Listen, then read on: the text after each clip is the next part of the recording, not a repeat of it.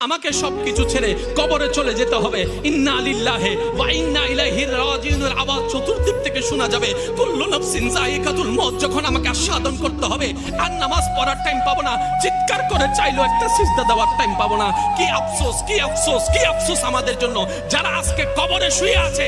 তারা রবের কাছে ফরিয়াদ করছে, মাওলা একটা সুযোগ দাও, দুনিয়াতে গিয়ে একটা নামাজ পড়ে আসি, একটা সিজদা দিয়ে আসি।